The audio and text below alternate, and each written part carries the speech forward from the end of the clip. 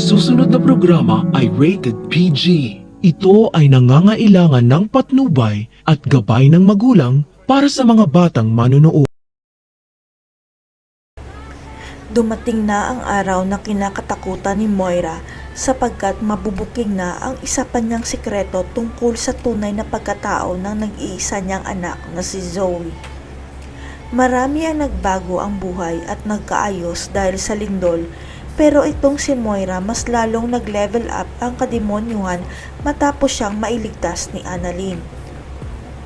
Si Zoe nagbago na ang pakikitungo kay Annalyn at tanggap na niya ito bilang anak sa labas ng daddy niya dahil tumatanaw siya ng utang na loob sa pagsagip nito kay Moira.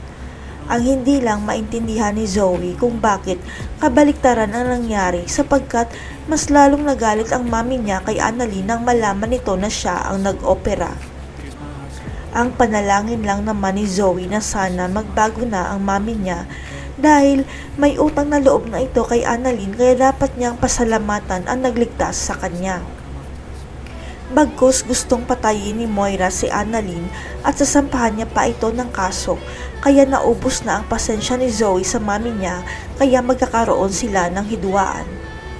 Napagtanto ni Zoe na tama ang sinasabi nila tungkol kay Moira na masama ang ugali nito pero bulag si Zoe na makita yun sapagkat mahal na mahal niya ang mami niya. Pero may tumatak sa isipan ni Zoe nang tinanong niya si Moira na paano kung siya ang nadisgrasya sa lindol, papayag kaya siya na si Annalyn ang mag-opera sa anak niya. Dahil hindi nakasagot si Moira sa katanungan niya, ibig sabihin hayaan na lang ni Moira na mamatay ang anak niya dahil ayaw niyang magkautang na loob kay Annalyn.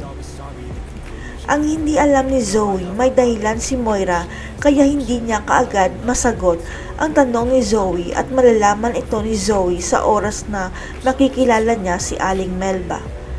Laking naman ni Aling Susan nang makita niya sa East Ridge ang kapitbahay niyang si Aling Melba at nalaman niyang magpapasitiskan sana ito kaya lang wala itong pera.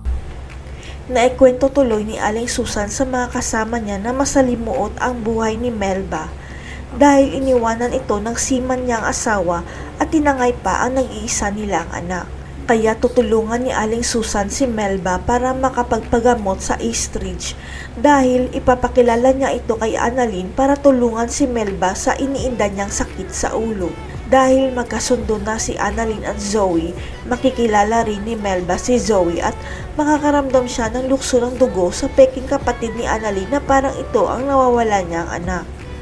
Hanggang sa magkukrus ang landas ni Aling Melba at Moira at hindi niya makakalimutan ang pagmumukha nito dahil ito ang ipinakitang larawan ng dati niyang asawa sa kanya. Dahil ang hindi alam ng lahat, ipinaampon pala ng asawa ni Melba ang anak nila kay Moira dahil desperado ito magkaroon ng anak para mapikot si RJ na pakasalan siya. Ito ang dahilan kaya walang pakialam at amor si Moira sa anak niyang si Zoe dahil hindi naman sila magkadugo dahil si Aling Melba pala ang tunay na ina ni Zoe. Abangan.